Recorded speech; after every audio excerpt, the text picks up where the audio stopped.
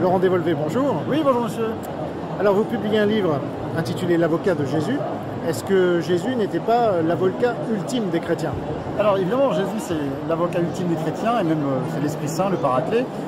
Et donc on pourrait se dire, mais pourquoi se poser la question de savoir si Jésus avait eu un avocat ou s'il avait même droit à un avocat?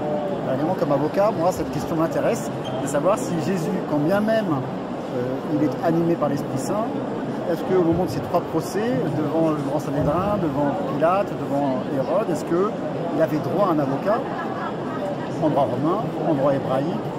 Quel est le fondement qu'est-ce qui nous peut faire dire qu'il n'avait pas d'avocat?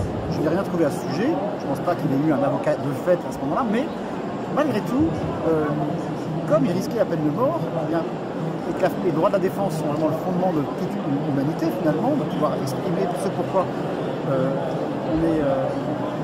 ce qu'on nous reproche et pouvoir dire ce que l'on a fait ou pas fait et assurer sa défense, ça me paraissait nécessaire de se dire, mais comme avocat, qu'est-ce qu'un avocat aurait-il pu dire tant en droit juif qu'en droit romain? Et évidemment, j'ai raconté cette rencontre, et la rencontre de tout avocat avec celui qui est accusé, et finalement on se rend compte qu'elle n'est pas si différente que celle que l'on peut vivre nous aujourd'hui en 2025 entre un avocat et une personne privée de sa liberté.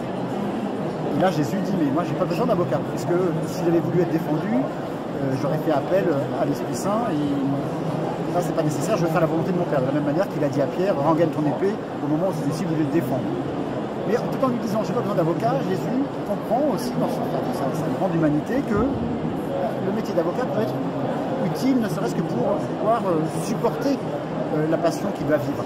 Donc humainement, il accepte finalement la présence de cet avocat, tout en lui disant je ne veux pas que tu me fasses une défense qui entraîne mon acquittement.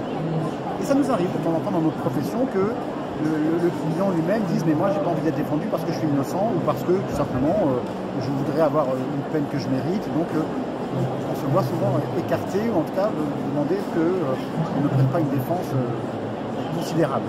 Et pourtant, l'avocat, il a une déontologie et il fait son métier. Et là, dans le bouquin, on va voir que l'avocat fait tout son possible pour obtenir l'acquittement de Jésus. Et de fait, il ne l'obtient pas, mais ça arrive aussi dans notre expérience professionnelle. On ne le gagne pas à tous les coups. Et pourtant, va se nouer une relation intime, fraternelle entre cet avocat et Jésus, et qui va faire que finalement, l'avocat là devient un peu comme Simon de Cyrène. Il va porter la croix aux côtés de Jésus, en l'occurrence la croix judiciaire de Jésus. Et donc il va, ce chemin de croix judiciaire que souvent les personnes constatent, alors lorsqu'on a affaire à la justice, c'est un vrai chemin de croix judiciaire très très fréquemment, et bien voilà, ça permet de dire que oui, c'est Jésus qui est notre avocat dans toutes ces histoires qui nous traversent, autant que nous-mêmes, nous pouvons nous faire chaque jour l'avocat de Jésus, puisqu'on est invité à vivre et revivre la passion du Christ, et notamment en ces jours de la Semaine Sainte, où on va évidemment être transformé par le fait de nous rapprocher petit à petit davantage encore de Jésus, notre frère en humanité. Laurent Dévolvé, merci. Merci beaucoup.